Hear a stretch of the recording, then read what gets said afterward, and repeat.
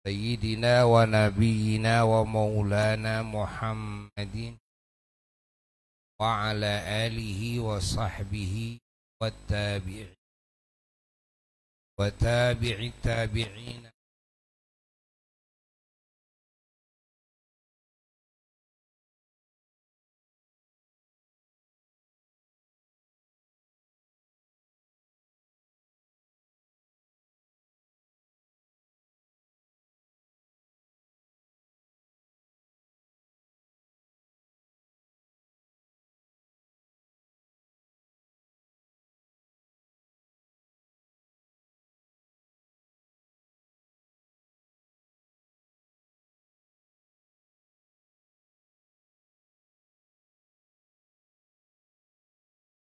kita sampai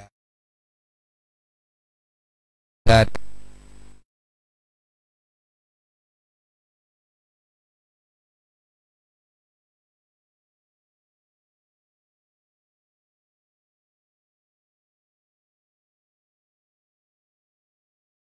kita muslimin muslimat, mukminin mukminat semuanya, semoga selalu ada dalam petunjuk Allah, ada dalam taufiknya Allah, ada dalam ridhanya Allah, ada dalam kasih sayangnya Allah, ada dalam cintanya Allah, ada dalam ampunan Allah, ada dalam ijabah dari Allah. Kita alhamdulillah bersyukur kepada Allah, khususnya yang berkenaan dengan ujian dari Allah COVID. Alhamdulillah, menurut informasi dari lapangan bahwa volume virus ini terus menurun. Alhamdulillah, hingga pemerintah memberikan kelonggaran-kelonggaran, namun tetap kita semua jangan melalaikan protokol kesehatan dan juga divaksin, ya. Dan alhamdulillah Sinovac sudah diterima oleh Arab Saudi. Alhamdulillah. Nah, nanti kalau kita mau umroh, mau haji, tetap harus ada bukti vaksinasi. Dan juga berbagai hal oleh pemerintah, vaksinasi itu akan menjadi syarat pada syarat-syarat pokok, masuk bikin SIM, ya, vaksinasi, TP, masuk sekolah, masuk kantor, perusahaan-perusahaan, semuanya. Alhamdulillah, santri-santri semua di sini sudah pada divaksin. Dari vaksin, niatnya harus baik. Niatnya apa? Niatnya adalah kita menggarap faktor penyebab kesehatan, keselamatan kita semua, umat Islam seluruhnya, dan manusia semuanya, ya? Dan juga orang-orang yang setelah kita, keturunan kita, dan orang-orang yang setelah kita. Kalau kita sekarang tidak berjuang, ya, mengusir COVID ini, maka boleh jadi anak cucu kita akan terus tertular. Maka kita berjuang saat ini bukan hanya untuk pribadi saja, tapi untuk semua manusia, baik yang ada di masa kini maupun yang ada di masa yang akan. Contoh, kalau ditanya dari mana asal usulnya datang COVID sini, negara mana? Jawab, dari Cina. Apakah dari Cina ke sini dekat? Wah, jauh sekali. Kan? Terhalang dengan lautan yang luas. Bayangkan. Kok dengan cepat bisa nyebar ke seluruh penjuru dunia? Apakah kita juga tidak berpikir bahwa kalau kita tidak berjuang bersama-sama tidak akan menyebar kepada anak cucu kita? Nah, jadi niatnya harus bagus. Dengan niat yang bagus, karena Allah akan menjadi ladang ibadah yang sangat hebat sekali pahalanya. Sangat hebat. Dan karena diperintah oleh pemerintah sajalah. Ini kewajiban kita bersama, menjaga kesehatan, keselamatan, dan Allah mengajarkan seperti itu. Dan Allah juga mengajarkan menggarap faktor penyebabnya. Karena faktor penyebab yang ditemukan oleh medis, dengan cara inilah gitu kan, upaya untuk bisa menyelamatkan diri dan menyelamatkan manusia, itu kan, dengan cara ini yang ditemukan oleh medis. Maka ini akan menjadi rujukan fikih. Ini akan menjadi rujukan fikih. Ya. Alhamdulillah. Alhamdulillah. Nah, dan kita dengan kelonggaran ini bersyukur karena sholat berjamaah, kan? Kita lebih lega lagi. Alhamdulillah. Lalu pengajian kita bisa offline, kan? Bukan cuma online saja, offline. Kemarin kita diajari oleh Allah dengan ngaji online. Itu yang ngajarkan Allah. Hakikatnya yang ngajarkan Allah. Kita tetap ngaji tapi online gitu kan. Kita baru menemukan cara ngaji online sekarang. Ada kan? Insyaallah.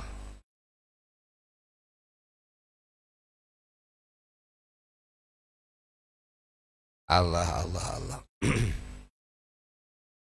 Bahkan bukan cuma ngaji, sholat saja saya pakai media sosial, dan bukan cuma ngaji. Dalam mazhab yang lain bisa saja kita berjamaah hanya melihat TV saja, kan? Melihat TV, melihat streaming gitu. Makmuman lillahi ta'ala, melihat streaming.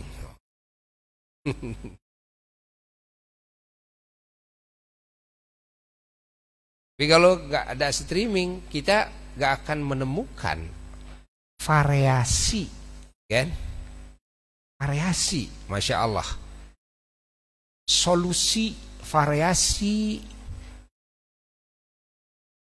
keringanan-keringanan dari Allah Jalla Jalaluhu wahdah yang merupakan rahmah.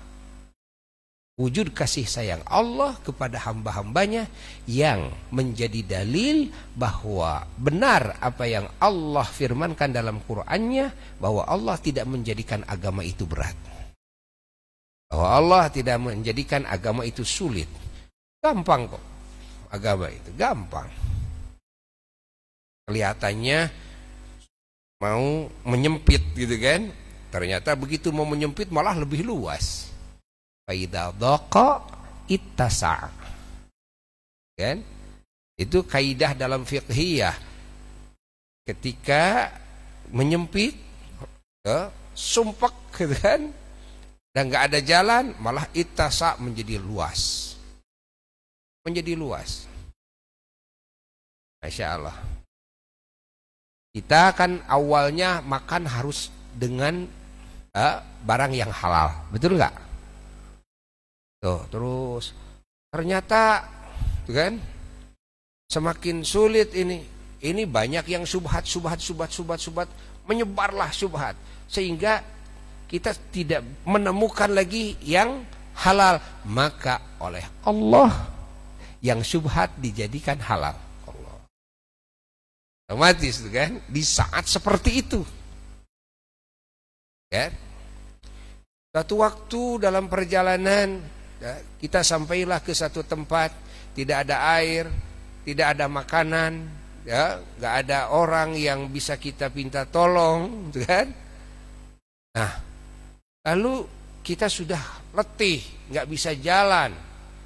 Nah, nggak ada lagi untuk membela nyawa kita kecuali di hadapan kita ada bangkai babi. Bangkai babi, bayangkan. Yang mughalladhah. Dan seketika saat itu menjadi luas, yang haram menjadi halal. Subhanallah. Dan ajaran Allah itu seperti itu, karena ajaran Allah itu ajaran rahmat, ajaran kasih sayang, agar nyawa terbela, kan? Agar fisik ini sehat, kuat, kan? Agar akal ini selalu terjaga, sehat, kan? Agar harta kita semuanya terjaga, dan agar kehormatan kita terjaga, agar keluarga dan keturunan kita terjaga. Masya Allah.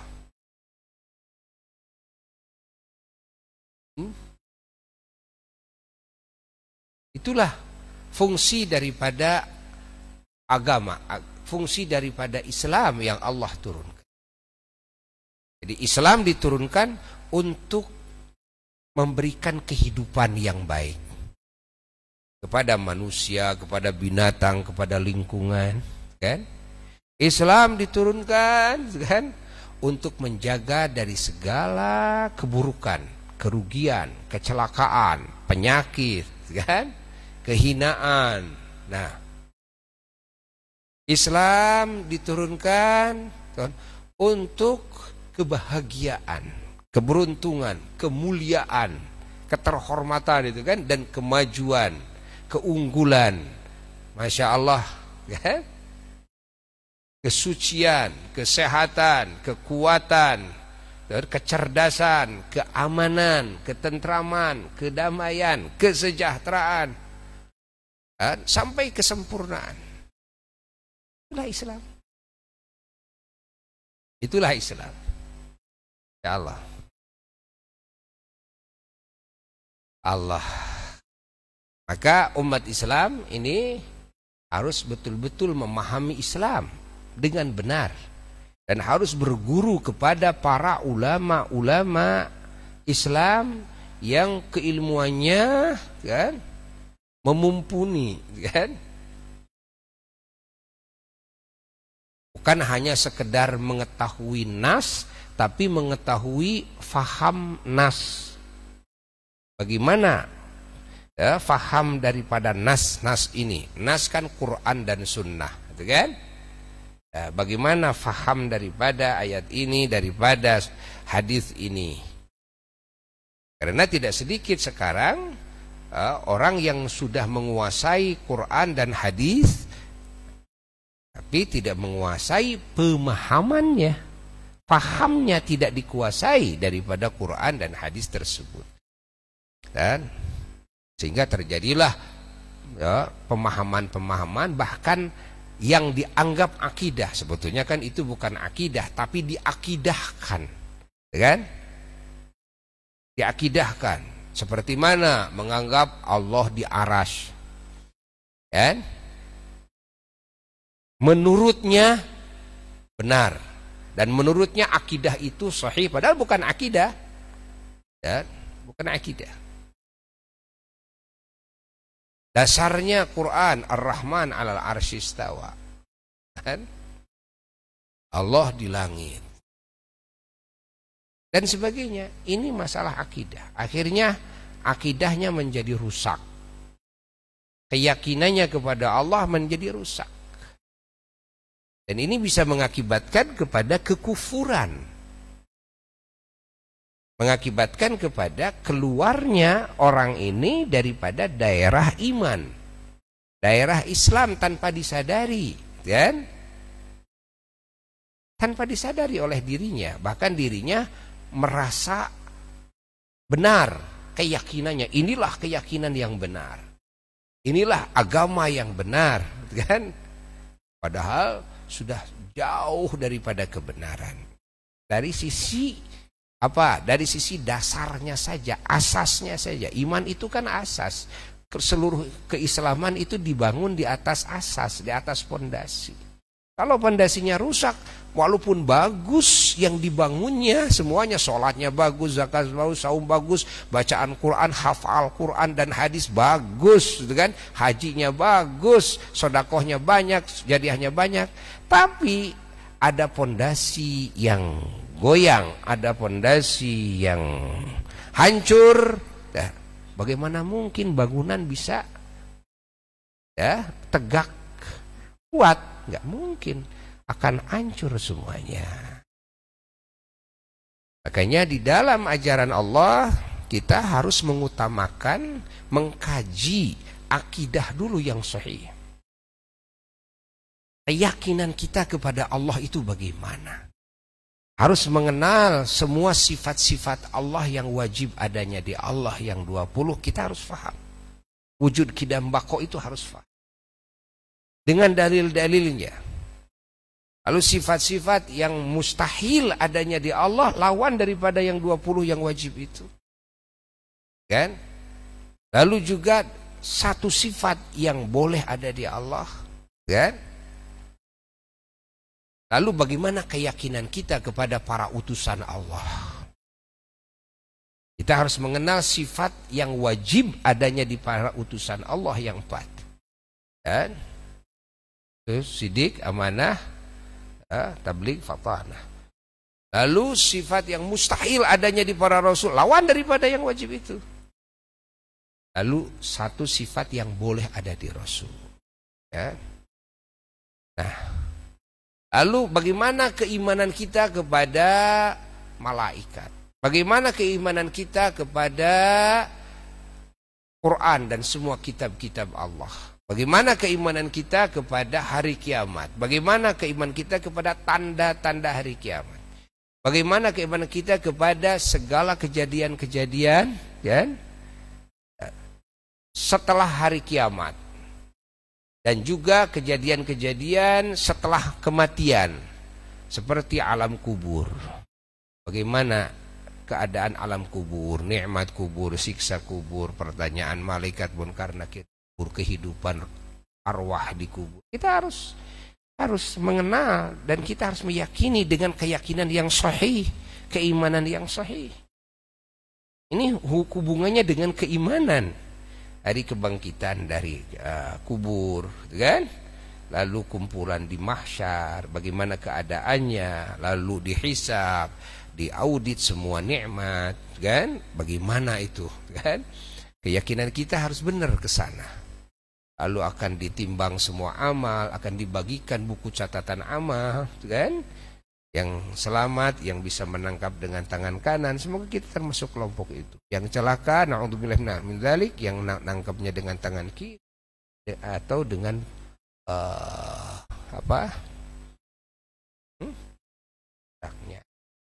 punggungnya, kan? Sebelah belakang. Na'udzubillah min dzalik. Ini akan terjadi. Harus benar keyakinan kita.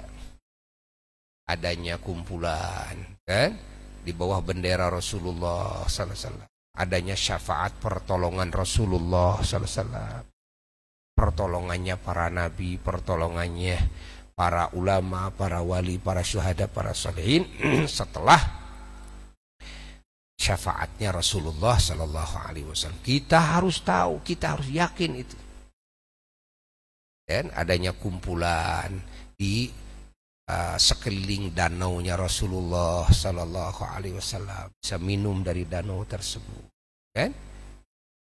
Lalu adanya lewat di atas siratal mustaqim, kan? Bagaimana masa di saat itu panjangnya, lamanya itu, kan? Puluhan ribu tahun itu lamanya, ya, normalnya seperti itu. Namun bagi hamba-hamba Allah yang beriman, yang bertakwa, kan, dikasih suasana yang khawarik, ya, yang berbeda dengan suasana yang normal.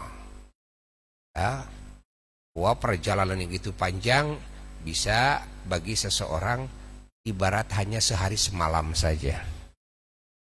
Allah, kan? Coba lewat Shiratal Mustaqim, dalam riwayat yang paling sedikit saja 3000 tahun jarak tempuhnya, itu bagi perjalanan normal. Tapi orang yang beriman ada yang seperti cahaya kilat yang menyambar, tahu-tahu sudah ada di pintu gerbang surga. Mudah-mudahan kita masuk kelompok itu, ya kan? Allah, Allah, Allah, Allah.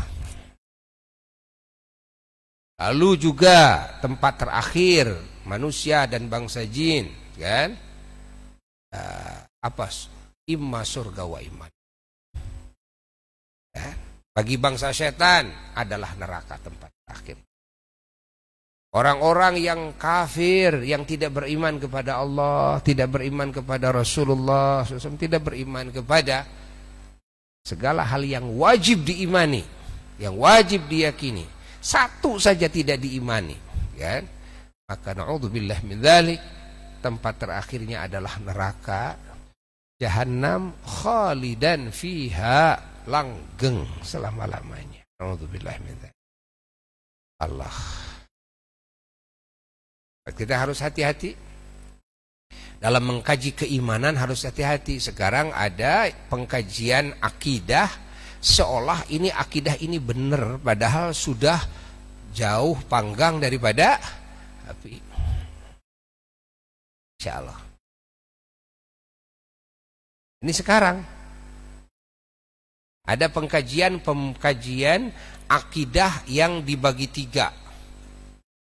Uluhiyah, rububiyah, asma dan sifat. Uluhiyah, rububiyah, asma dan sifat. Ini pembagian ini menjadi pemahaman yang radikal buahnya itu. Terjadi ISIS sekarang, yang mengatasnamakan akidah. Ingat, yang mengatasnamakan Quran dan hadis. Ketahuilah kenapa mereka berani membunuh sesama muslim, kan? Dengan senyum, dengan ketawa, membunuh muslim, bayangkan. Ini terjadi. Jadi di Yaman, terjadi di Syria, terjadi di banyak negara juga. Atas nama apa? Atas nama akidah, atas nama Islam, atas nama Quran dan hadis.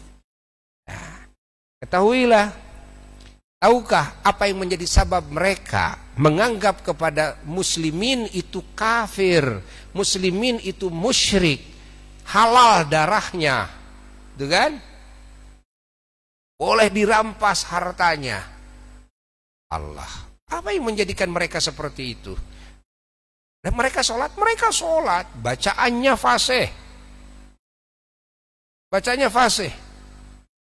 Bahkan diisyaratkan oleh Rasulullah SAW, kama unzil, seperti Quran yang diturunkan oleh Allah kepada Kangjeng Nabi Muhammad SAW. Bacaannya ya seperti itu. Allah, indah-indah bacaannya, bacaan Qurannya bagus-bagus, hafal-hafal Quran, hafal-hafal hadis, sholatnya awal waktu berjamaah terus di masjid. Bayangkan, auratnya tertutup, bahkan pakai cadar, pakai tertutup semuanya, kan? Tertutup semuanya, banyak sodakohnya. Namun kenapa berani membunuh sesama muslim? Kalau kepada sesama muslim berani membunuh, apalagi kepada non muslim. Nah,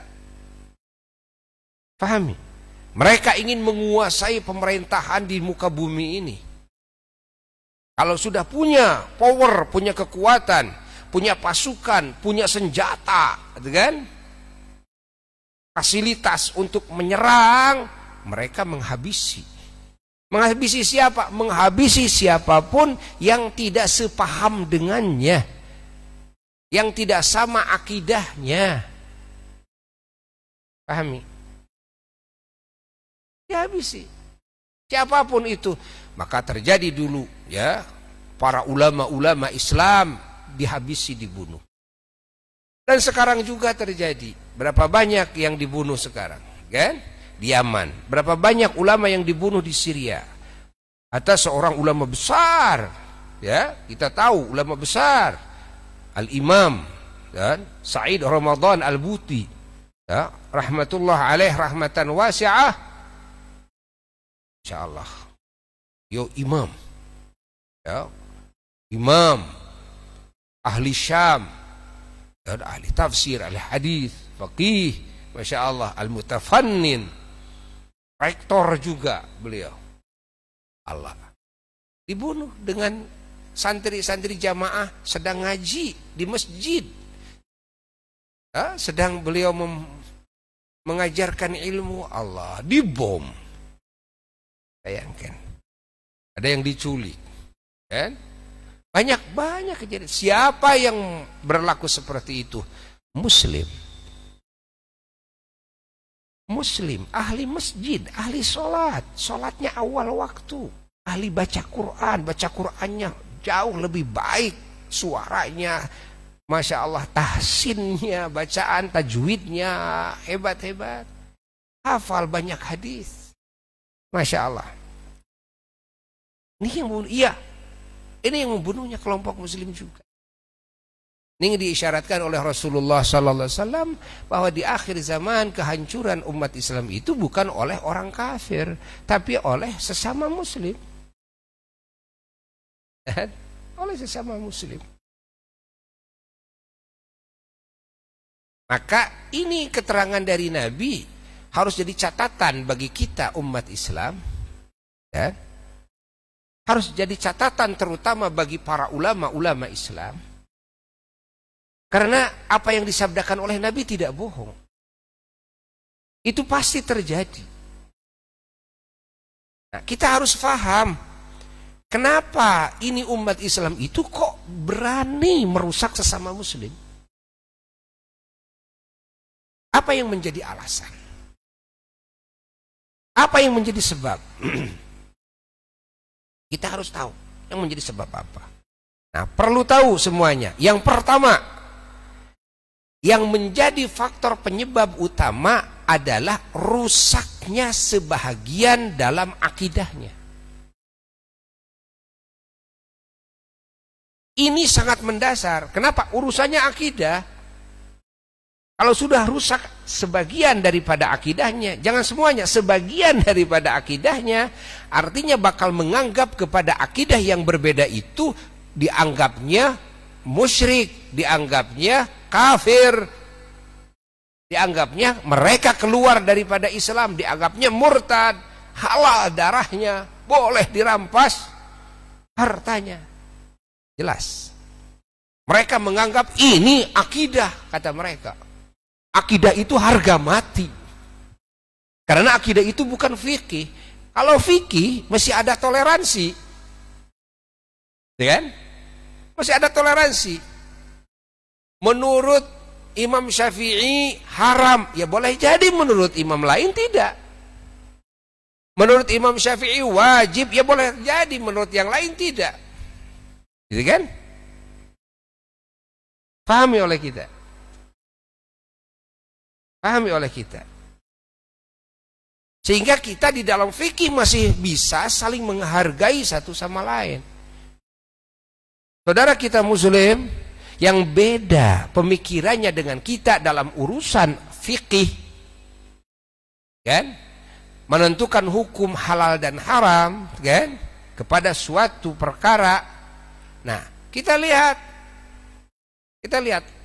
kanan, kiri, depan, belakang. Kita lihat, adakah ulama-ulama Islam yang sama dengannya? Adakah mujtahid mutlak yang pemahamannya sama dengannya? Oh ada, ya sudah. Dia ngikutnya ke sana. Kan? Pertanggungan jawabannya, ya sudah itu ulamanya ada yang bertanggung jawab loh. Kan? Apalagi yang hukumnya sunnah. Contoh, kunut subuh. Bagi mazhab Syafi'i sunnah. Bagi mazhab yang lain tidak sunnah. Kan? Ini antara sunnah dan tidak. Antara makruh dan tidak. Kan itu sunnah tidak bahaya. Hatta dalam mazhab Syafi'i sekalipun kalau ada orang yang sholat subuh dalam mazhab Syafi'i, lalu dia tidak kunut, ya, di rakaat yang keduanya setelah sami Allah liman hamidah, nah, maka sholatnya sah. Sepakat dalam madhab Syafi'i juga sah, kan? Walaupun disunnahkan sujud sahwi, tapi sujud sahwinya juga sunnah. Andai kata dia tidak sujud sahwi sengaja, itu kan, tetap sholatnya sah. Allah, kan? Bagaimana nanti makmumnya? Ya sah. Kan? Artinya orang meninggalkan yang sunnah menurut fiqih, orang melakukan yang makruh menurut fiqih, kan? Walaupun sepakat semua ulama kesunnahannya dan kemakruhannya, tapi ulama juga sepakat bahwa meninggalkan yang sunnah secara fiqih tidak dosa, dan melakukan yang makruh secara fiqih tidak dosa. Apalagi yang sunnahnya diikhtilafkan di antara para imam-imam muslimin, ahli ilmu, para mujtahid, atau juga yang makruhnya diikhtilafkan. Ya sunnah, ya ikhtilaf. Kenapa harus bertengkar? Kan? Mari kita sholat berjamaah subuh, kan? Ya. Mau kunut subuh, silakan. Kamu ngikut ke mazhab yang menganggap kunut subuh tidak sunnah, boleh. Mau kunut subuh, kamu menganggap bahwa kunut subuh sunnah, ya. Tidak kunut, kamu mengikuti pendapat ulama yang berpendapat kunut subuh tidak disunnahkan. Ini ikhtilaf, berbeda pendapat antara sunnah dan tidak. Padahal andai kata sepakat saja semuanya sunnah, kan? Lalu ditinggalkan, tidak jadi dosa kok. Mata, gitu kan? Ini sangat bodoh sekali kalau ada umat Islam yang bertengkar gara-gara hukum sunnah yang diikhtilafkan, hukum makruh yang diikhtilafkan. Jangankan yang diikhtilafkan, yang disepakati juga tidak boleh bertengkar. Jangankan dalam urusan sunnah, dalam urusan wajib pun kalau ikhtilaf jangan bertengkar. Dalam haram pun kalau ikhtilaf jangan bertengkar. Jangan bertengkar. Dan Buya pernah ditanya masalah musik, gitar, kan? Apa macam-macam lah, gitu kan? Nah, bagaimana hukumnya menurut fiqih? Fiqih itu luas. Bahwa sebagian ulama ada yang mengharamkan, kan? Tapi para ulama-ulama Islam juga sebagiannya tidak mengharamkan.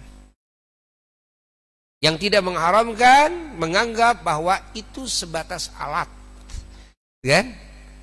Bagaimana niat yang menggunakannya dan bagaimana cara menggunakannya. Kalau niatnya dan cara menggunakannya masuk kepada yang diharamkan, jadi haram.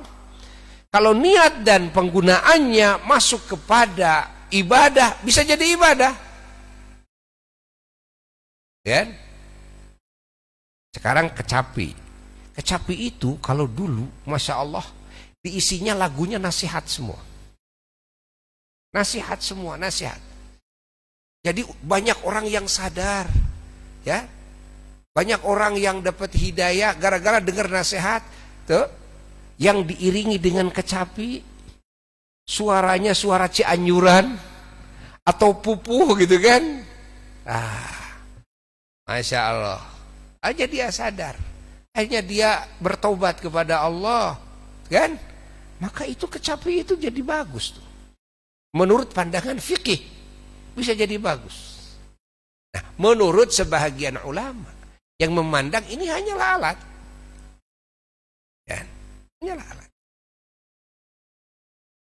Makanya para ulama ahli sunnah wal jamaah di Indonesia, dari para wali songo, kan, untuk memberitahu orang-orang yang jauh, memberitahu waktu sholat sudah masuk itu, dengan bedug, karena dengan suara nggak nyampe.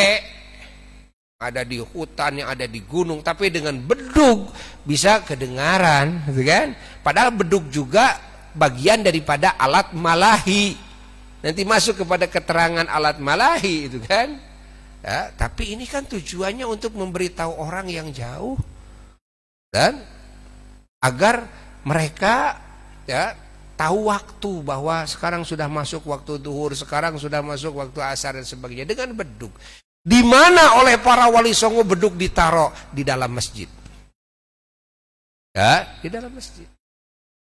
Ada yang mengatakan ya di serambinya. Serambinya masuk hukum masjid loh. Itu serambinya masih hukum masjid, pelataran itu. Ya, di dalam fikih. Artinya ya masih di dalam masjid. Kita lihat sekarang masih ada sisa-sisanya bedug-bedug di masjid-masjid peninggalan para wali songo, ya kan? Di mana ditaruh? Ya tetap di dalam masjid. Kalau dipukul dalam masjid nggak masalah. Penggunaannya untuk apa? Kan? Penggunaannya untuk apa? Kalau digunakan bedug itu lalu joget-joget minum arak, lalu laki dan perempuan joget bersamaan, itu kan? Apalagi terbuka aurat. Jangankan bedug, kan? Jangan bedug. Ya Allah. Jangankan bedug, kami apapun bisa menjadi haram. Bisa menjadi haram. Walaupun umpamanya kita mengikuti kepada pendapat ulama yang mengharamkan. Silahkan, tapi ketika kita melihat ada ulama-ulama mujtahid, kan, yang tidak mengharamkan, artinya ini jangan menjadi sebab perpecahan. Ini jangan menjadi sebab permusuhan. Tidak boleh. Sangat bodoh sekali kita umat Islam kalau dengan masalah yang diikhtilafkan lalu kita bertengkar. Padahal sudah ikhtilaf kok. Artinya sudah ada penanggung jawab tuh. Saya mau mengikuti kepada pendapatnya ulama yang membolehkan, gitu kan? Artinya tidak mengharamkan gitar atau selama tujuannya untuk bagus, niatnya untuk hal yang baik, kata-katanya baik, caranya penggunanya baik, gitu kan? Tidak ada yang diharamkan menurut agama. Ya, silahkan. Pahami? Saya mau ikut kepada pendapat yang mengharamkan, silakan. Tapi ketika kita mengikuti kepada pendapat yang mengharamkan, usahakan sembuhkan tuduhan hati kita kepada ulama-ulama yang tidak mengharamkan, kan? Dengan tuduhan-tuduhan yang tidak baik. Sembuhkan itu dari tuduhan-tuduhan yang tidak baik. Mereka itu ulama, udah. Ulama itu pasti mengetahui keterangannya, pasti mengetahui dalil-dalilnya. Namanya juga ulama, itu kan? Ulama. Pahami. Dan bukan masalah itu saja, banyak sekali yang menurut satu madhab ini wajib, menurut ini tidak. Menurut madhab ini haram, ini tidak. Seperti hukum merokok sajalah, kan? Merokok. Hukum merokok, jumhurnya ulama mengatakan apa? Ya makruh. Dan sebahagian ulama ada yang mengatakan haram. Tapi Buya pernah mendengar ada ceramah, kan, seorang syekh dengan bahasa Arab, kan, yang mengatakan jumhurnya ulama katanya mengharamkan. Tidak, kalau jumhurnya makruh. Jumhurnya. Justru sebahagian ulama mengharamkan. Yang memakruhkan alasannya jelas. Ya, jelas sekali memakruhkan. Ada keterangan-keterangan. Juga yang mengharamkan alasannya jelas, kan? Nah, kita mau ikut yang mana terserah. Namun Yang jelas ketika satu permasalahan ketentuan hukum itu diikhtilafkan di antara para ulama-ulama, ingat, ulama-ulama mujtahid, ahli ijtihad, maka ini catat oleh kita, jangan sampai mengakibatkan permusuhan gara-gara ini. Kerukunan harus tetap terjaga, persaudaraan harus tetap terjalin, silaturahmi harus tetap baik, saling bantu, saling dukung, senyum manis taburkan, kasih sayang juga disebarkan, dan walaupun mereka berbeda di dalam pendapat ini, pahami oleh kita, hayati oleh kita, Allah. Namun karena kebodohan dan kepicikan di dalam ilmu, maka perbedaan inilah yang bisa mengakibatkan permusuhan. Berapa banyak orang gara-gara berbeda pendapat antara yang kunut dengan yang tidak kunut, akhirnya misah masjid, akhirnya pokoknya lu gua, hatta merembet kepada urusan ekonomi dan sebagainya, jangan beli ke warung itu.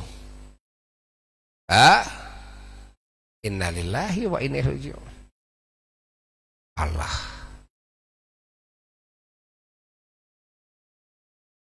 Ini yang dikhawatirkan. Ini yang dikhawatirkan. Maka yang menjadi faktor penyebab kan, umat Islam dengan umat Islam itu bermusuhan, yang pertama dikarenakan ada akidah, kan? Unit dalam akidah ini yang rusak. Karena kalau akidah yang rusak beda dengan urusan fikih yang rusak. Kalau urusan fikih yang rusak kan nanti kan beda. Ada pendapat yang berbeda, itu kan?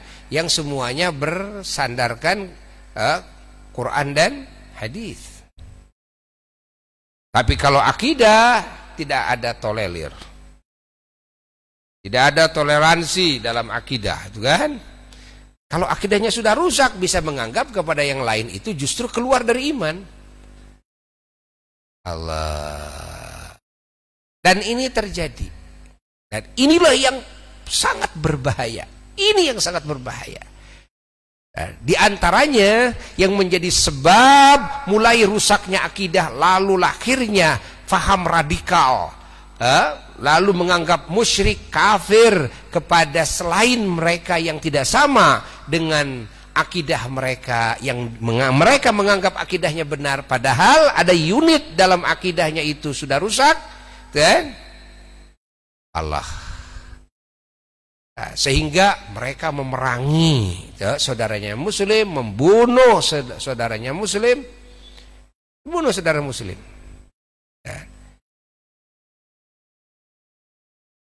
Dikarenakan apa? Akidah. Ini urusannya akidah. Pahami? Allah itu dulu berasal, kan? Dulu berasal dari adanya cetusan pemikiran bahwa akidah itu jadi tiga: satu uluhiyah, dua rububiyah, tiga asma was sifat. Itu dimunculkan oleh siapa? Oleh Ibnu Taimiyah. Ya. Begitu tumbuh itu, otomatis dari situ akan lahir pemikiran yang nantinya radikal. Terjadilah pemikiran radikal yang ke bawahnya jadi Wahabi itu. Ya, yang ke bawahnya jadi kaum Wahabi itu. Ke bawahnya pengikut Muhammad bin Abdul Wahhab. Ya. Yang mana ini melahirkan pemikiran-pemikiran yang menjadi radikal. Membid'ah-bid'ahkan umat Islam, ya, karena dianggap oleh mereka ini bid'ah, dan bid'ah itu sesat, dan sesat itu finnar, di neraka. Lebih daripada membid'ahkan, mensyirik-syirikan. Ini musyrik, ini syirik, ini syirik. Syirik itu kan keluar dari Islam. Kan? Itu lebih daripada bid'ah, membidah-bidahkan. Nah, pahami ini terjadi. Satu, ya, sebab ingat permusuhan antara umat Islam dengan umat Islam. Dari sisi apa? Unit akidah yang rusak. Yang kedua, nih. Yang kedua adalah tidak memahaminya kedudukan. Ingat, tidak memahaminya kedudukan perbedaan di dalam fikih. Kali lagi, yang kedua karena sebab tidak memahaminya kedudukan perbedaan dalam fikih. Karena tidak memahami kedudukan perbedaan dalam fikih di antara para imam-imam mujtahid, maka yang beda dengan saya, musuh saya. Ini tidak paham perbedaan nih. Jangankan berbeda antara wajib dan tidak, haram dan tidak, sunnah dan tidak sekalipun bisa bermusuhan gara-gara itu. Ini yang kedua, ya. Makanya kita harus terus memberikan pemahaman kepada umat yang luas, ya? Agar muslimin ini semuanya, ya, terus bisa bersatu. Ukhuwahnya, ya, silaturahminya bisa kokoh terus. Tidak bisa digoyang, tidak bisa dipecah belah oleh siapapun. Walaupun berbeda di dalam pemikiran. Ini urusan perbedaan fiqhiyah. Nah, dan para ulama-ulama Islam tentunya harus terus memberikan pelajaran dalam akidah yang sahih. Bagaimana akidah ahli sunnah wal jamaah tentang Allah, tentang sifat-sifat Allah, tentang utusan-utusan Allah, sifat-sifat para utusan Allah, kan? Nah, tentang segala permasalahan yang berhubungan dengan akidah. Ini harus dijelaskan, termasuk tentang ayat-ayat yang mutasyabihat dan hadis-hadis yang mutasyabihat. Yang mutasyabihat itu yang bagaimana? Yang mutasyabihat itu ini nisbat kepada orang awam, karena kalau bagi para ulama tidak mutasyabihat. Apa itu mutasyabihat? Mutasyabihat itu remeng-remeng. Mutasyabih itu tidak jelas, gitu kan? Cek bahasa Sunda mah saliru. Kita lalaki, awewe gitu. Saliru gitu kan? Nah, mutasyabihat. Jadi ada ayat-ayat mutasyabihat, ada hadis-hadis mutasyabihat. Mutasyabihat itu nisbat bagi orang-orang awam. Adapun nisbat bagi ahli ilmu, enggak ada mutasyabihat kok. Bagi saya enggak mutasyabihat. Kenapa? Bagi saya jelas kok. Ar-Rahman 'alal arsy istawa. Bagi saya jelas. Ya? Kenapa disebut mutasyabihat? Ya?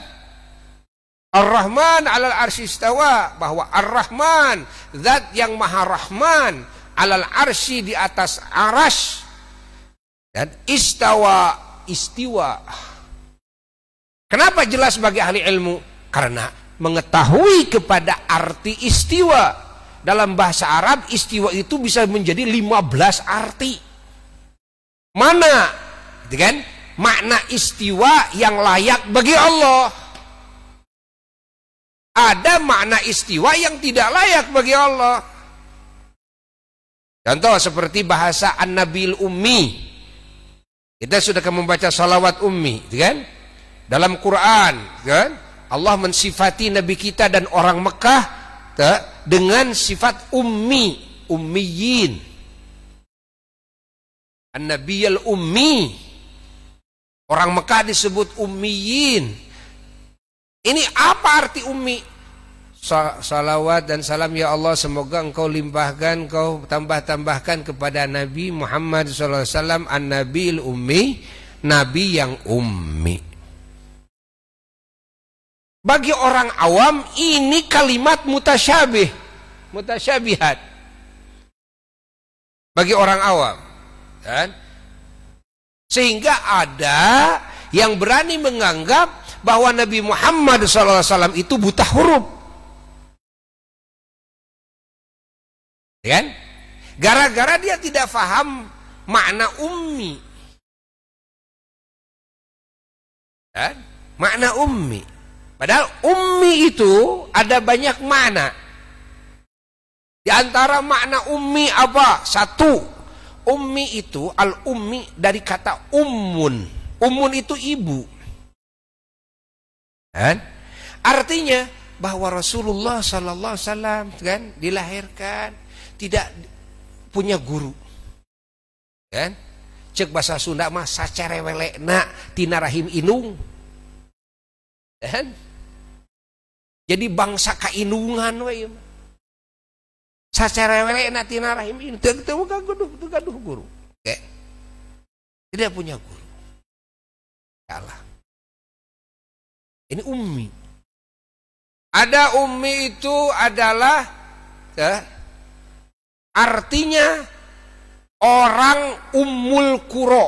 Ummul qura itu ibunya semua Qaryah, ibunya semua tempat di muka bumi adalah Makkah.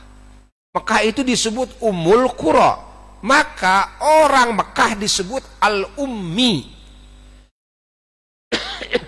Al-ummi artinya orang ummul qura. Kan? Ada al-ummi, ada al-makki, ada al-makkawi, itu kan? Orang Mekah.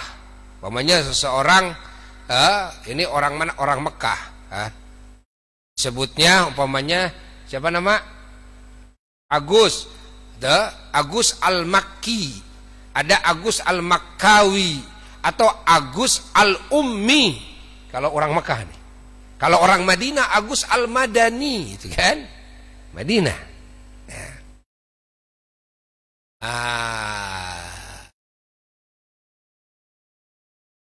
Ini yang kedua itu.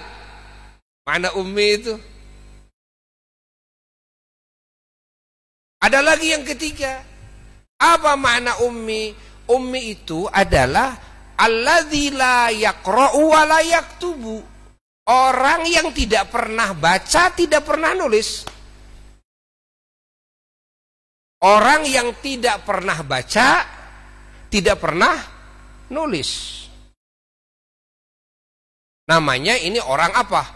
Orang ummi. Jadi kalau bergaul dengan sesama, dia tidak menggunakan bacaan. Dia tidak menggunakan tulisan. Hanya menggunakan lisan saja atau menggunakan isyarat, begitu kan? Tuh. Ini namanya orang apa? Ummi. 3. Tapi yang ketiga ini alladzi la yaqra'u wa la yaktubu, orang yang tidak pernah baca, tidak pernah nulis dalam hidupnya, kan? Ini bukan berarti dia itu pasti tidak bisa baca sama sekali. Artinya tidak punya kemampuan untuk membaca tulisan. Bukan berarti dia pasti orang ini tidak punya kemampuan untuk menulis tulisan. Tidak. Kita juga yang sekarang hadir ini sedang membaca tulisan enggak? Tidak. Sedang menulis enggak? Tidak. Ini sekarang orang-orang ini alladzina la yaqra'una wa la yaktubun. Tidak membaca dan tidak menulis. Apakah yang tidak membaca, tidak nulis itu bisa dipastikan dia tidak punya kemampuan membaca? Tidak punya kemampuan menulis, artinya tidak bisa, bodoh. Ingat, bodoh. Faham? Yang dimaksud adalah bodoh. Terhadap apa? Terhadap bagaimana ilmu baca, bagaimana ilmu tulis bodoh. Karena bahasa tidak mampu juga. Ini macam-macam. Kadang-kadang saya sekarang lagi nggak mampu baca nih, kan? Lagi nggak mampu baca, lagi nggak mampu nulis, sedang sakit. Contohnya, orang sedang sakit, orang sedang puyeng nih, gitu kan? Darahnya lagi naik nih, suruh baca, kecil-kecil lagi hurufnya. Duh, saya nggak mampu baca. Ini nggak bisa disebut ummi, kan? Artinya nggak bisa disebut bodoh kepada bacaan yang dimaksud. Ini tidak bisa disebut bodoh kepada tulisan. Walaupun dia mengatakan saya tidak mampu baca. Karena apa? Ada karena sakit, ada karena udzur-udzur lain, gitu kan? Ada karena bodoh. Ya kan? Jadi yang tidak baca, yang tidak nulis tidak bisa dipastikan ini orang bodoh kepada tulisan dan kepada bacaan. Logikanya Rasulullah SAW tahu, bayangkan, kepada hal gaib yang lain tidak tahu. Rasulullah tahu kepada apa yang Masya Allah dibisikkan oleh hati, itu kan, sebagian sahabatnya. Tuh. Rasulullah SAW tahu kepada alam malaikat. Rasulullah SAW tahu kepada alam setan, kan? Melihat iblis, melihat malaikat, ketemu dengan malaikat Jibril, gitu kan, dan sebagainya. Bayangkan, ini Rasulullah tahu kepada ini kuburan lagi disiksa orangnya dan sebagainya. Rasulullah tahu. Allah. Apakah kita punya pemikiran kalau Rasulullah itu buta huruf? Bodoh kepada ilmu tulisan dan ilmu bacaan yang anak TK juga bisa. Allah. Coba bayangkan, kan? Lalu ada lagi makna ummi. Apa? Makna ummi itu adalah orang yang bodoh terhadap ilmu tulisan dan ilmu bacaan. Memang benar-benar bodoh. Yang bodoh disebut apa? Ummi. Buta huruf disebut ummi, kan? Nah, sekarang makna ummi yang mana yang layak kepada Nabi? Sementara makna ummi ini mutasyabihat. Makna ummi ini banyak. Makna ummi yang mana yang pantas kepada Nabi? Kan? Kalau makna ummi itu bodoh. Kalau bodoh bertolak belakang nanti dengan sifat Rasul. Semua Rasul punya sifat fatonah. Semua Nabi semua punya sifat fatonah. Dan itu wajib diyakini oleh setiap mukmin. Kalau mukmin ragu kepada kefatonahan Nabi, ingat, itu kufur. Seluruh Nabi dan Rasul punya sifat fatonah. Apa fatonah? Cerdas. Loh, cerdas dan bodoh kan bertolak belakang. Kalau kita menerapkan makna ummi itu dengan makna bodoh, kan, kepada seorang nabi, kepada seorang rasul, ingat, berarti kita akan menafikan sifat fatonah yang ada pada diri rasul. Kalau kita menafikan fatonah berarti kita kafir, kan? Pahami oleh kita? Pahami oleh kita? Seperti kita menuding kepada Allah Subhanahu wa ta'ala bahwa Allah zatnya bersemayam di arasy. Kalau istawa itu dimaknai bersemayam di arasy seperti duduk saya ini di atas kursi. Ingat. Padahal makna istawa itu banyak, ada 15 arti itu dalam bahasa Arab istawa itu. Ada fastawa qaidan, ada fastawa qaiman, ada fastawa, itu kan? Ingat. Makna istiwa itu banyak. Istawa itu banyak sekali. Termasuk makna istawa itu duduk. Nah sekarang istawa yang mana yang pantas layak bagi Allah. Lalu kalau Allah dimaknai istiwanya itu dengan duduk seperti duduk saya di atas kursi, Allah duduk di atas aras, maka makna itu akan menjadikan akidah orang yang punya pemikiran seperti itu menjadi hancur. Hancur. Kenapa? Karena bertolak belakang nanti dengan sifat Allah dalam Quran, laisa kamitslihi syai'un. Laisa kamitslihi syai'un. Tidak ada satupun perkara, artinya di makhluk ini, alam semesta ini, yang bisa menyamai Allah. Ingat, tidak zatnya, tidak sifatnya, tidak af'alnya yang menyamai Allah, tidak. Loh, kalau duduk seperti saya ini berarti Allah disamakan dengan saya, atau saya disamakan dengan Allah. Sementara arasnya Allah adalah ciptaan Allah, tadinya juga tidak ada. Kenapa aras ada? Karena diadakan oleh Allah. Kalau Allah duduk di aras, ingat, ini Allah segede aras, kan?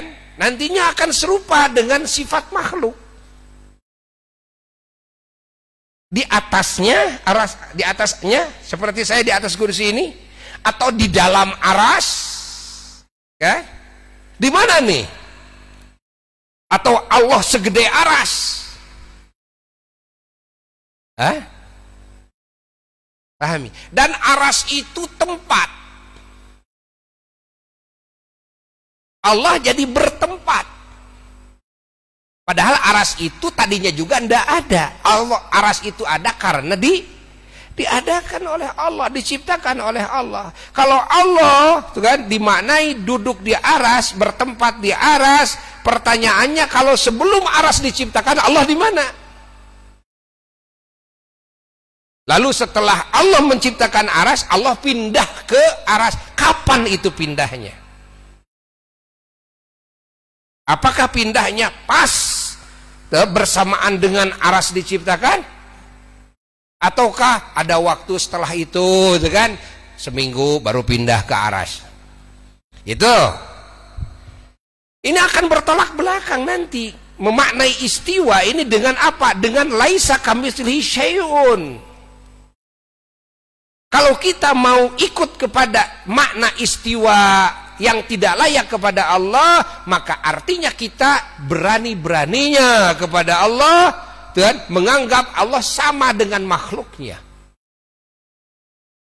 Allah ada kesamaan dengan makhluknya, kan? Artinya akan dinafikan dalil laisa kamitslihi syai'un, padahal yang berfirman, yang mengatakan laisa kamitslihi syai'un adalah siapa?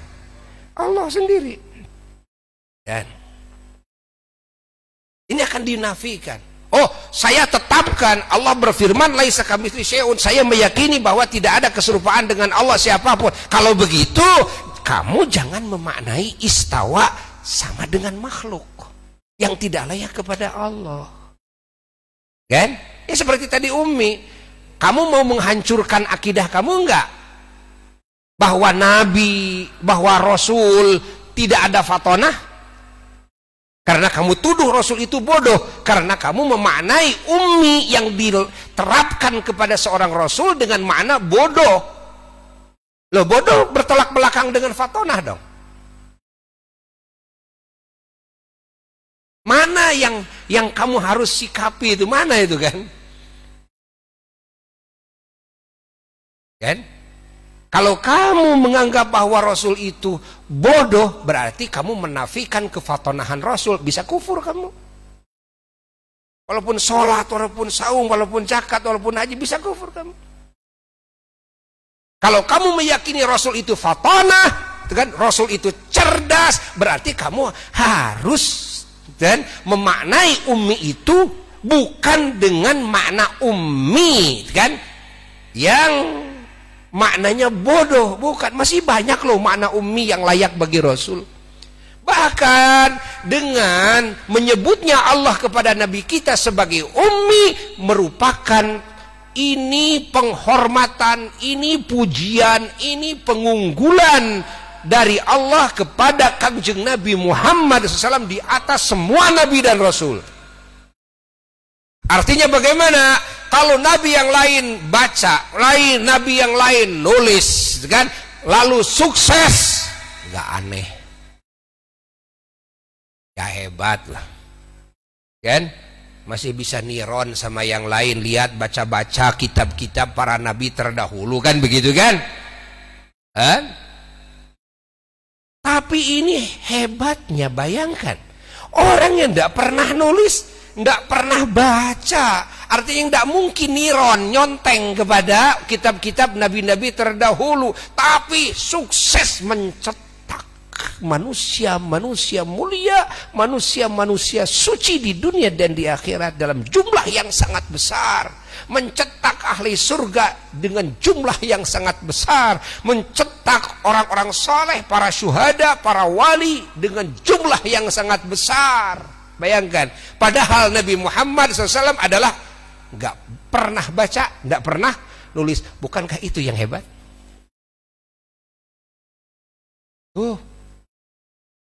Hebat kan? Orang sekolah lalu punya gelar profesor, lalu bisa bikin itu bikin ini, ya pantas saja, kan? Ini orang nggak sekolah tapi karyanya wah, profesor aja nggak bisa. Nah ini baru hebat, ya nggak? Pahami oleh kita semua, pahami oleh kita semua, ya. Maka di sini kita harus betul-betul mengkaji, terutama dalam akidah itu, kan? Harus betul-betul berguru kepada ulama-ulama yang betul-betul memumpuni keilmuannya. Bahkan ulama-ulama yang memang sudah memiliki keyakinan yang sempurna. Artinya kalau sempurna itu bukan bahasan lagi, bukan, sudah nyata keyakinannya. Innallaha ala kulli syai'in qadir, udah nyata, nggak takut itu, nggak takut ini, karena sudah nyata, kan? Bukan dalam bahasan. Karena orang bahasan boleh jadi hebat, keterangan boleh jadi, hafal semuanya, tapi prakteknya dalam tauhid boleh jadi, kan? Dia sama makhluk saja takut, kan? Paham tidak? Teng tarik tuh ingka deh, jadi ajengan awong-awongan.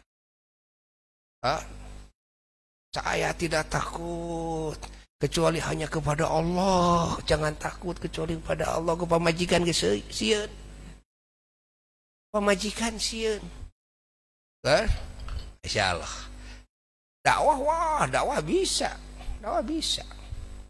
kan? Akhirnya takut nggak makan, tuh kan? Stres menghadapi berbagai permasalahan dalam hidup. Loh, kok bisa stres? Orang punya Tuhan yang Maha Kuasa kok bisa stres? Kok orang yang yakin kepada Allah kok bisa stres? Loh, kenapa begitu? Para rasul aja semuanya ngurusin manusia, bangsa jin, berhadapan dengan setan, iblis, kegagahannya dan sebagainya terlihat oleh mereka. Musuh-musuhnya wah nyata bagi mereka, para nabi, para rasul, permasalahan manusia dan sebagainya. Adakah rasul yang stres? Ada nggak? Pernah dengar nggak rasul yang stres? Lalu rasul ngegerebek, rasul gitu gila dan sebagainya. Nggak ada loh. Begitu pula para wali-wali Allah, nggak ada yang stres. Ulama-ulama yang yakin, nggak ada yang stres. Kenapa? Bagaimana mungkin orang stres punya Tuhan yang Maha Kuasa, yang sempurna, bayangkan, yang maha suci dari segala sifat kekurangan. Apa yang ditakutkan? Takut nggak makan? Takut nggak minum? Hatinya akan selalu tenang karena bersama Tuhannya. Menghadapi berbagai hal, itu kan? Semuanya, otaknya, segala kemampuannya, semua ditaruh di belakang. Apa yang ada pada otaknya? Allah. Kan? Allah. Sudah. Kekuatan akalnya bukan melihat kepada faktor penyebab, tapi kekuatan akalnya hanya melihat Allah. Walaupun faktor penyebab digarap, tapi ini nomor 2. Akal saya berpusat kepada Allah, hati saya berpusat kepada Allah, perasaan saya berpusat kepada Allah. Adapun saya menggarap faktor penyebab, ini nomor 2. Kenapa faktor penyebab itu bisa dirubah-rubah oleh Allah? Tanpa faktor penyebab pun Allah Maha Kuasa kok. Kan? Paham tidak?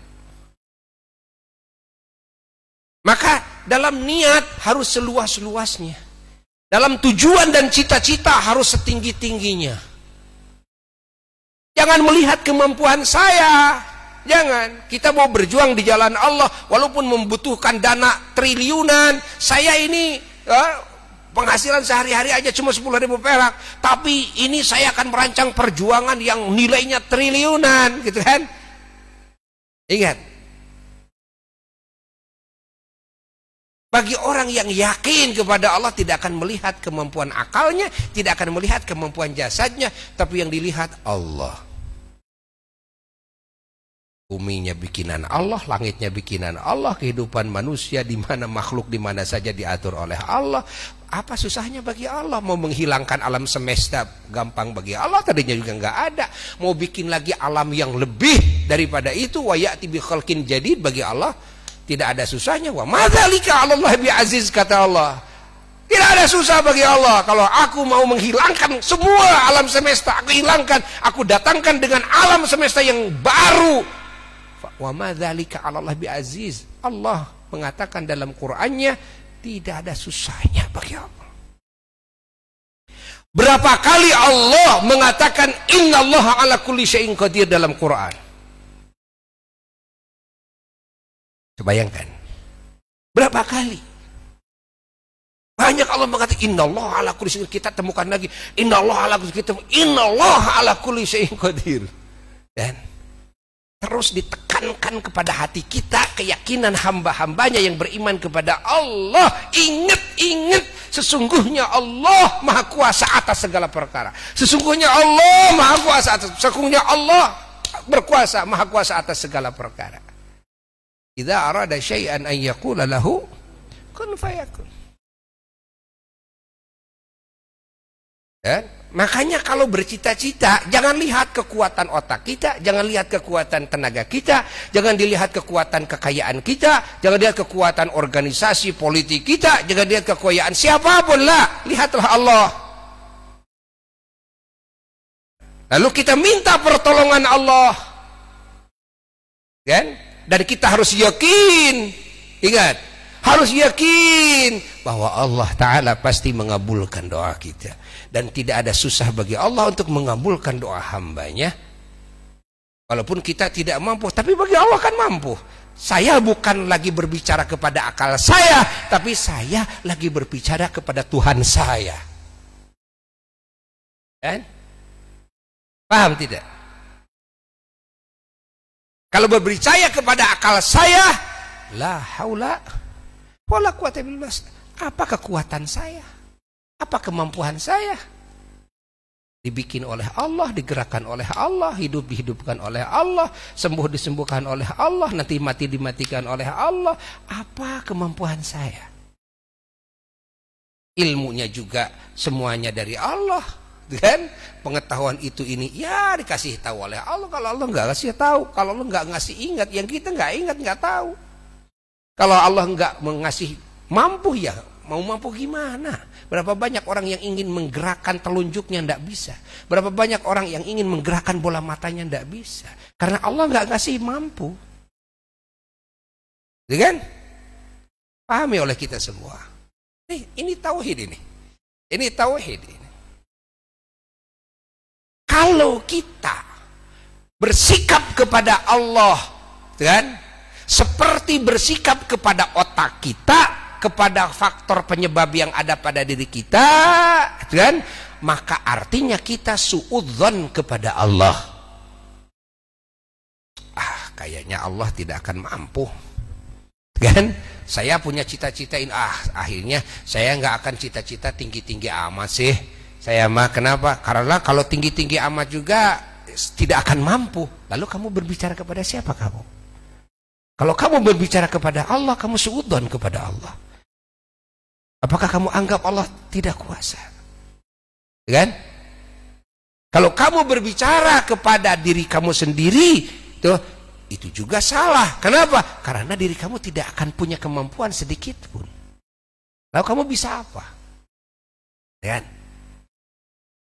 Pahami oleh kita semua. Paham? Ya. Buya sering ajak bicara, barusan jalan-jalan, lihat sana kemari. Kita ini punya cita-cita nanti ini akan dijadikan gini. Oh, dananya juga berapa ratus miliar dan sebagainya. Itu niat, itu cita-cita. Harus setinggi aras, bukan setinggi langit saja, tapi setinggi aras. Dengan siapa saya berbicara? Bukan dengan kalian, tapi dengan Allah. Karena dengan kalian seperti saya, sama-sama tidak ada kemampuan. La haula wala quwata illa billah. Tapi kalau berbicara dengan Allah, tidak ada apa-apanya bagi Allah. Tidak ada apa-apanya bagi Allah. Dan bumi ini tidak ada apa-apanya. Bumi dan segala kekayaan bumi debu daripada kekayaan Allah. Langit dengan segala isinya debu daripada kekayaan Allah. Bayangkan. Pahami oleh kita semua. Ya. Allah. Dan keyakinan ini akan berpengaruh kepada hati kita. Hati jadi stres, hati jadi rupak. Itu gara-gara keyakinan lemah. Keyakinan ini akan berpengaruh juga kepada kehidupan yang nyata.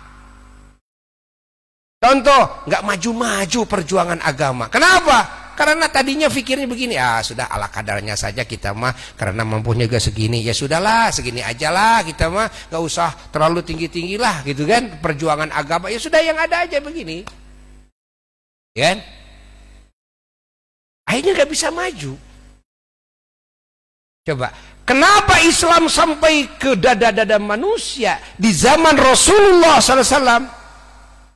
Bayangkan, zaman Rasulullah Shallallahu Alaihi Wasallam, di mana di sana kendaraan-kendaraan ya yang mutakhir belum ada, apalagi alat komunikasi yang canggih belum ada. Bayangkan, kan? Bayangkan, dan juga akses-akses ke daerah-daerah lain masih terjal. Bayangkan. Tapi di zaman Rasulullah Sallallahu Alaihi Wasallam, Islam bisa nyebar ke berbagai negara yang asalnya dari Madinah, kota yang sangat kecil, Makkah, kota yang sangat kecil, bukan dari Jazirah Hijaz, bukan dari sekarang Saudi Arabia, bukan. Madinah itu kecil, Makkah itu kecil. Tapi di waktu Rasulullah Sallallahu Alaihi Wasallam hidup 13 tahun di Makkah, hasil yang beriman, yang Islam ratusan orang, termasuk yang ada di Madinah duluan sebelum Nabi hijrah. Lalu Rasulullah SAW hijrah 10 tahun, Nabi hijrah di Madinah sampai wafat 10 tahun. Bayangkan jumlah kerasulan itu 13 tahun di Makkah, 10 tahun di mana? Di Madinah, berarti 23 tahun. Turunnya Quran itu selama 23 tahun. Dicicil oleh Allah, kan? Turunkan selama 23 tahun. 23 tahun. Berapa juta saat itu yang masuk Islam? Jazirah Arabiyah, Mesir menjadi Muslim, Yaman jadi Muslim, wah, Yordan, Palestina, mana lagi, kan? Banyak lagi negara-negara lain, gitu kan? Yang sekarang jadi negara yang banyak, gitu kan? Muslim. Lalu di zaman Nabi juga masih hidup, Islam ini disebarkan ke negara-negara luar. Ke negara-negara luar daripada Jazirah Arabiyah. Lalu setelah Nabi wafat, sahabat semuanya menyebarkan Islam ke berbagai negara. Semakin luas lagi. Semakin banyak lagi manusia yang memeluk ajaran Allah. manusia yang memeluk kepada Islam, bayangkan, sampai kan, merebak ke negara-negara yang ajam, luar daripada Arab. Para sahabat lalu diteruskan perjuangannya oleh para tabi'in, semakin luas lagi. Diteruskan oleh para tabi'in, semakin luas lagi. Subhanallah. Pahami oleh kita. Pahami. Dan apa yang menjadi sebab mereka seperti itu? Dan apa yang menjadi sebab? Coba, ini kan berbicara faktor penyebab, berbicara yang logis, yang masuk akal.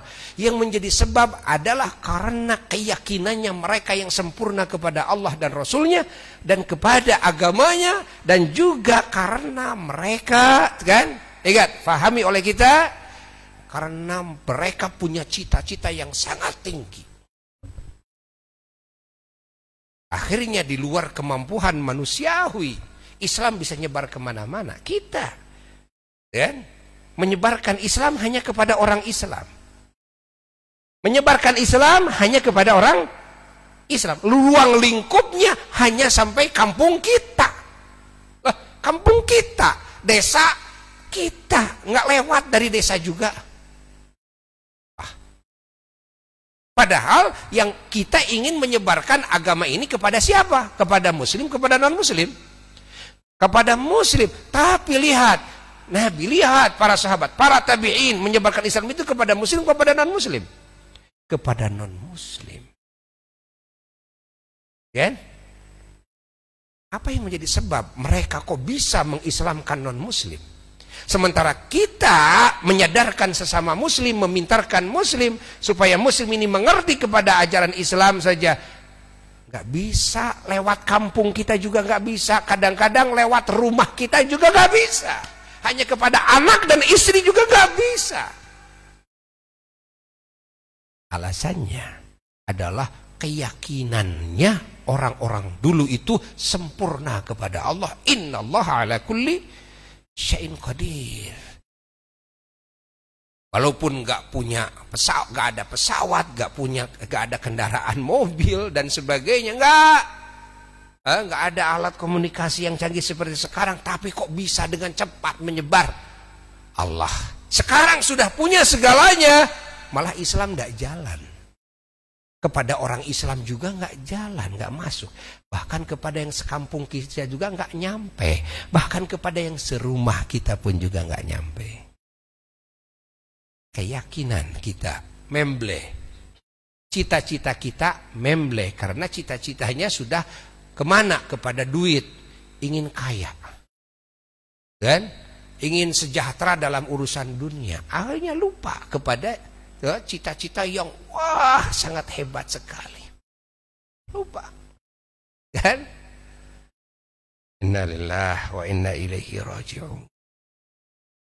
Innalillahi wa inna ilaihi raji'un.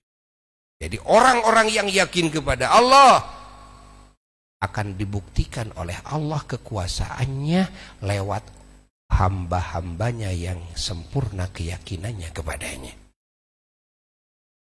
Ketika hambanya ini memble keyakinannya kepada Allah, buruk sangka kepada Allah, seolah Allah gak akan mampu, ya sudah ala kadarnya saja, ya segitu akhirnya. Aja segitu aja. Dan karena apa? Ya karena keyakinannya dan cita-citanya lemah. Makanya perlu dipompa umat Islam ini cita-citanya, perlu dipompa keyakinannya, dan kita perlu berguru kepada ulama-ulama ahlul yakin, ahlul himmah al-aliyah, ahli yakin dan ahli cita-cita yang tinggi. Kalau kita berguru kepada guru kita yang keyakinannya lemah, kita juga ikut lemah. Kalau kita berguru kepada guru kita yang keyakinannya sempurna, akan terbawa keyakinan kita juga jadi sempurna. Kalau kita berguru kepada guru kita yang cita-citanya lemah, cita-cita kita juga lemah. Ya udah ala kadarnya saja. Kalau kita berguru kepada guru yang cita-citanya tinggi, maka semangat kita dalam berjuang juga tinggi, tidak pernah ada surutnya, kan? Tuh. Pahami oleh kita semua. Nah, Itu faktor penyebab, kembali kepada yang tadi, kehancuran Islam, yakni permusuhan antara muslim dan muslim. Lahirnya pemikiran radikal. Satu, karena item dalam apa? Dalam akidah ada yang rusak. Kedua, karena tidak memahaminya perbedaan. Kan? Nah, lalu yang ketiga yang menjadi sebab adalah karena tidak memahaminya kepada makna-makna nas Quran dan nas hadis. Coba, semua ulama ahli sunnah wal jamaah mengajarkan kullu bid'atin dhalalah wa kullu dhalalatin finnar wa kullu dhalalatin finnar wa kullu muhdatsatil umur bid'ah wa kullu bid'ah dhalalah wa kullu dhalalah finnar. Ya sama, hadisnya itu juga sama. Ingat, man ahdatsa fi amrina ma laisa minhu fahuwa rad. Ya sama, semuanya ulama ahlussunnah jamaah begitu mengajarkannya, kan? Tapi yang ini kok pemikirannya menjadi apa? Menjadi dangkal, picik, akhirnya membid'ah-bid'ahkan orang yang muslim, yang punya pemikiran atau amalan yang beda, kan? Menurut dirinya, kan? Dengan Quran dan hadis. Karena apa? Karena dia tidak memahami makna daripada nas Quran dan hadis itu. Nah, ini yang ketiga nih. Ya, yang ketiga, sebab kehancuran. Sebab permusuhan muslim dan muslim ini tidak ngerti apa yang dimaksud dengan bid'ah, ini tidak ngerti dia. Akhirnya muludan disebut bid'ah rajaban, bid'ah tahlilan, ya bid'ah terus. Tawasulan, syirik itu mah lebih daripada bid'ah. Allah. Ini sekarang yang disebut paham yang seperti ini adalah itu gedungnya itu kaum Wahabi. Ya, kelompok Wahabi. Pengikut Muhammad bin Abdul Wahab, sehingga dalam pemikiran-pemikirannya, dalam kitabnya, kalau Buya kan punya, sehingga tahu pemikiran-pemikiran. Oh, ini yang akhirnya melahirkan pemikiran radikal ini. Lahirlah ISIS, kan? Lahirlah teroris. Teroris itu hafal Quran, hafal hadis aja itu teroris itu. Ya, hafal Quran, hafal hadis. Ingat. Muslim, ahli qiblah, ahli sholat, tutup aurat dan sebagainya, kan? Tutup aurat. Sehingga nyaris ada yang berkata, aduh Buya, ini kan jamaah Buya dan murid-murid Buya perempuannya banyak yang pakai cadar. Ini terjadi teroris dari wanita itu bercadar. Udah, jangan pakai cadar saja. Kan? Inna lillahi wa inna ilaihi raji'un. Kan? Lalu kalian ya takutnya dianggap teroris oleh siapa? Kalau dianggap teroris oleh polisi, polisi itu, kan? Polisi itu tidak berani, kan? Memutuskan bahwa ini adalah salah, ini adalah terkena hukum pidana, ini melakukan tindakan kejahatan. Kecuali setelah melewati satu penyelidikan. Setelah penyelidikan, lalu penyidikan. Kan? Jadi sidik aya nama si eta teh sidik. Penyidikan. Kan? Sudah penyidikan itu pun juga belum bisa dipastikan. Diangkat dulu kemana? Ke kejaksaan. Diangkat dulu kemana? Ke meja hakim. Kan? Disidangkan dulu. Dihadirkan semua saksi-saksinya, alatnya, buktinya dan sebagainya. Hakim tidak berani memutuskan ini salah, ini benar, walaupun sudah menerima laporan dari tim penyidikan. Kenapa? Penyidikan itu masih mungkin salah menurut hasil keputusan penelitian hakim. Gitu kan? Pahami? Walaupun memang kan kebanyakannya galib-galibnya ya tidak galib-galibnya akur sih galib-galibnya. Kenapa? Karena polisi itu tentunya menelaah. Ini yang pakai cadar ini masuknya ke ISIS punya paham radikal atau tidak, kan ketahuan loh. Kan ketahuan. Kita nggak usah pusing-pusing, biarlah polisi yang ngatur. Kenapa pusing-pusing? Apakah kita takut oleh polisi dianggap teroris, gitu kan? Nggak usah takut. Orang yang benar itu nggak pernah takut. Yang takut itu yang melakukan salah. Kamu tidak bawa SIM, naik motor ada razia, jauh-jauh kelihatan polisi, belok lagi. Kenapa takut? Ya karena kamu salah. Lah, menurut Pancasila saja urusan pakaian kan tidak menjadi bahasan. Ini kan pakaian, ini undang-undang Pancasila loh. Kan? Anda mau pakaian apa? Enggak masalah. Mau pakaian ala Jawa, ala Sunda, enggak masalah loh. Kamu jas juga bukan adat Jawa, bukan adat Indonesia, pakai jas Levi's. Pakai Levi's itu kan. Itu dari mana kamu asalnya? Kan kamu niru orang luar negeri bukan? Kan? Itu kan? Masuk Sunda enggak. Sunda mah kampret jeung komprang. Masuk Jawa enggak. Masuk mana tuh? Sumatera, Sulawesi, kan? Kalimantan, Irian enggak. Kamu Irian mah di Taranjang? Ngaran lagi Irian. Irian itu dari Urian. Urian itu bahasa Arab apa? Telanjang. Itu kan bahasa Arab Irian itu. Karena Urian orangnya tidak pakai pakaian. Ya namanya juga orang hutan kok. Orang hidupnya di hutan, nggak ada, kan? Bikin pabrik kain itu kan. Nah, ya wajar saja lah itu kayak telanjang. Nah, bebas menurut Pancasila, bebas kamu berpakaian gimana, bebas loh. Jangankan yang akur dengan agama, yang tidak akur dengan Islam saja bebas menurut Pancasila. Ya enggak? Menurut Islam perempuan enggak pakai kerudung keluar, ini salah. Dosa dia. Kan?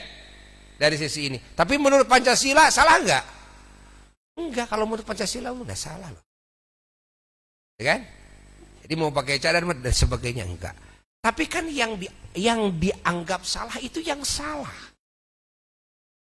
Yang salah itu apakah pada pakaian? Bukan. Yang salah itu adalah pada tindakan kejahatan. Kita nggak usah merubah pakaian. Kita mau pakaian apa saja silakan.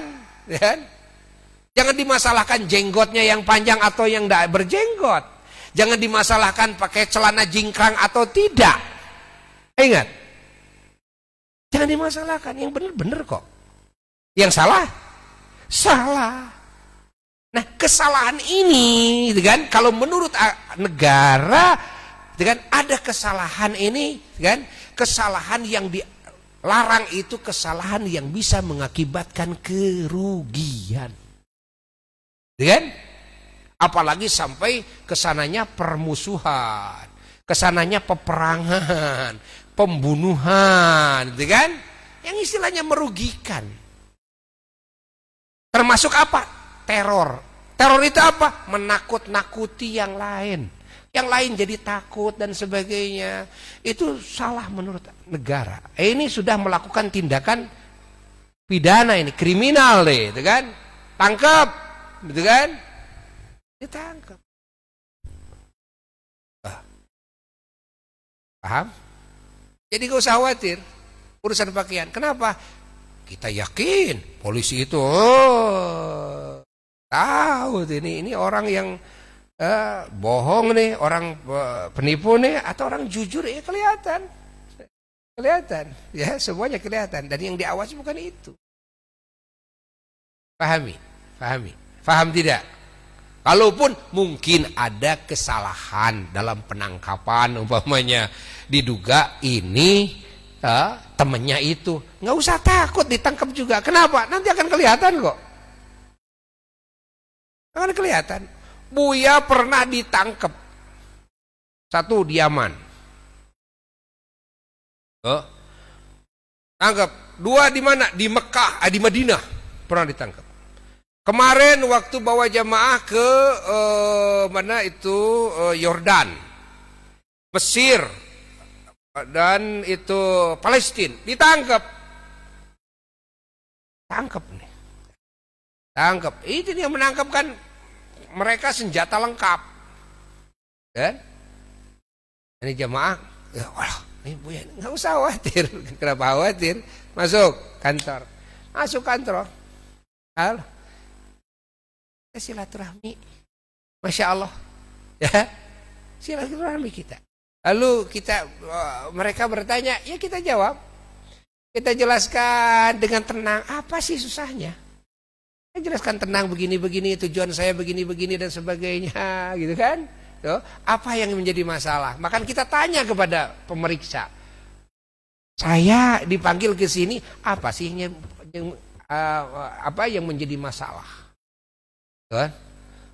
Akhirnya terbuka, oh ini kita kan sedang mengawasi urusan teroris, kan? Jadi sedang mengawasi urusan teroris. Oh, baru kita paham, kan? Oh ya, ya, saya setuju saja. Saya sebagai Muslim menentang kepada ajaran terorisme. Terorisme itu sudah keluar daripada ajaran Islam itu sendiri. Kan? Radikalisme keluar daripada ajaran Islam itu sendiri. Saya sebagai Muslim dan saya di sana disebut ulama itu kan. Nah, saya orang yang menentang kepada ajaran radikalisme dan ajaran terorisme. Radikalisme baik itu dalam niat, baik itu dalam tindakan fisik, baik itu dalam ucapan, baik itu dalam tulisan. Yang namanya radikalisme saya sangat menentangnya karena ini bertolak belakang dengan ajaran Islam yang rahmatan lil alamin. Inilah yang mencoreng-moreng agama saya. Inilah yang mencoreng-moreng Islam, agama Allah yang sempurna. Ya. Kita jelaskan, gitu kan? Akhirnya, Masya Allah, setelah kita jelaskan ngobrol asyik dengan jenderalnya,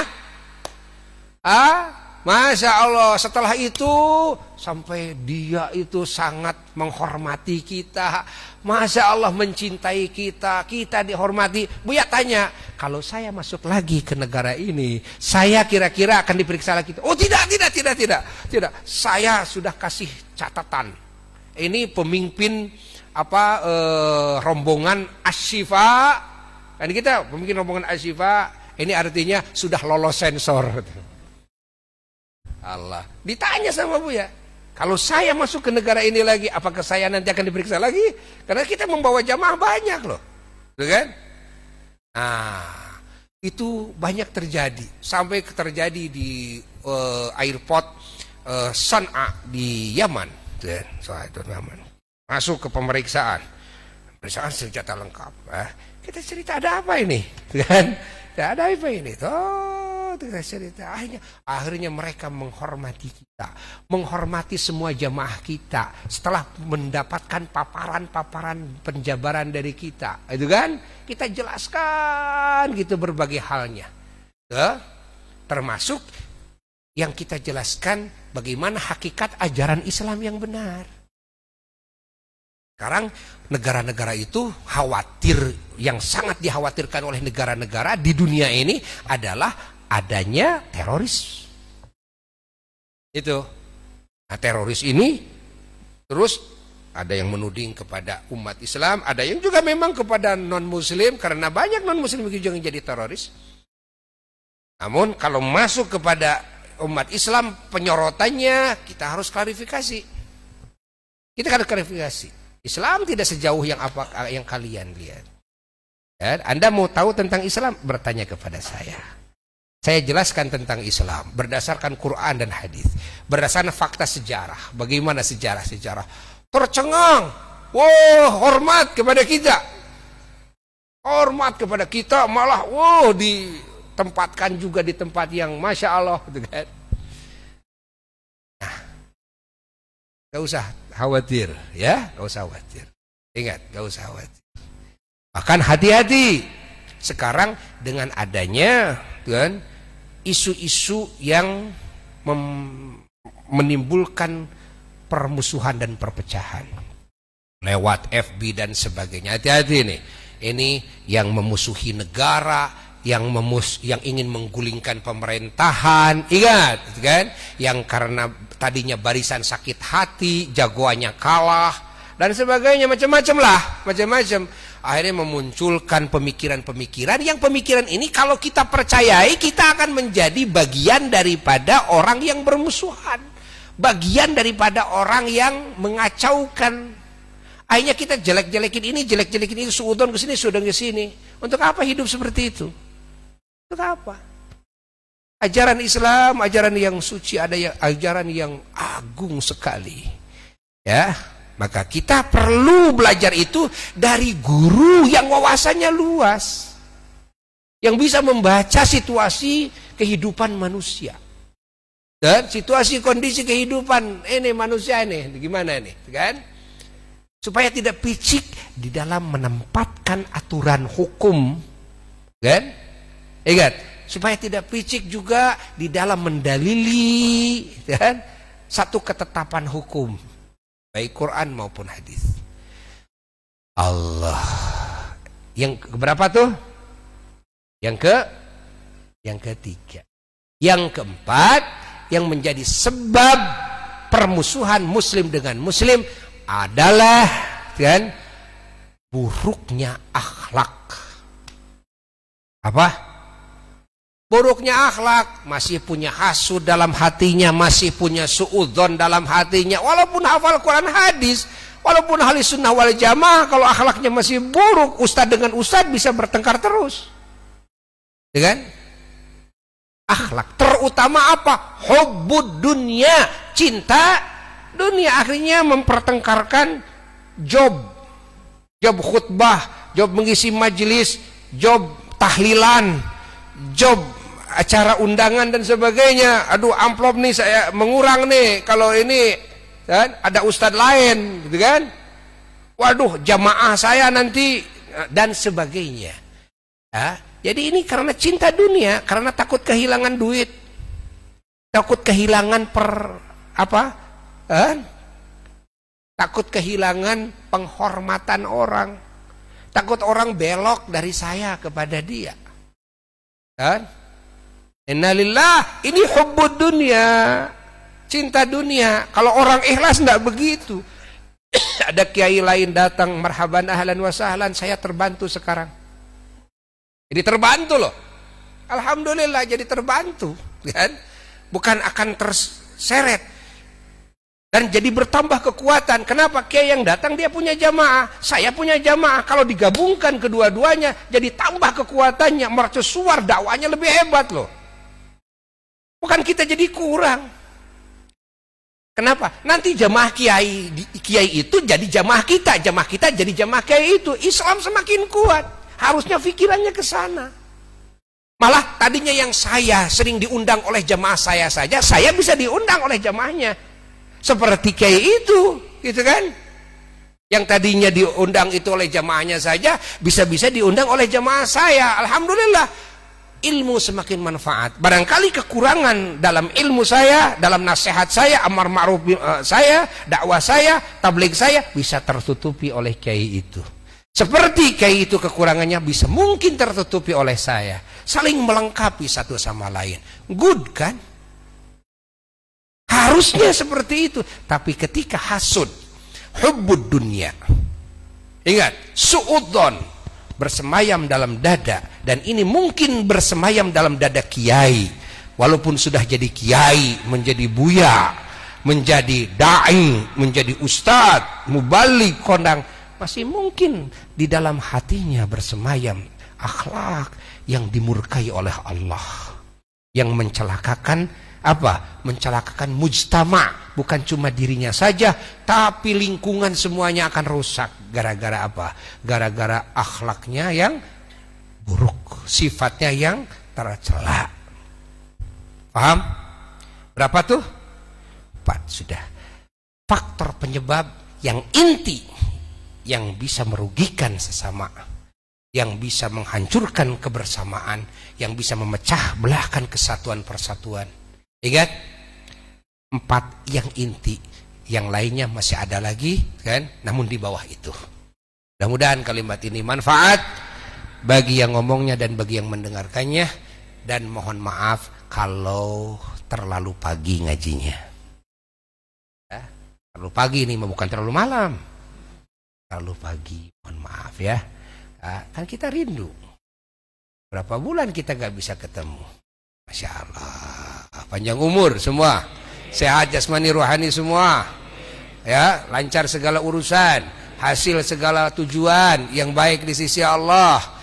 Dan juga jauh dari segala musibah, fitnah, bala, wabah, penyakit dari COVID. Dan COVID cepat dihilangkan oleh Allah. Diganti dengan segala kebaikan dan anugerah nikmat, rahmat dan keberkahan. Bagi ahli bumi ini, bagi muslimin muslimat semuanya, bagi bangsa Indonesia semuanya. Ijahin Nabi sallallahu alaihi wasallam wa bisri asril Fatihah.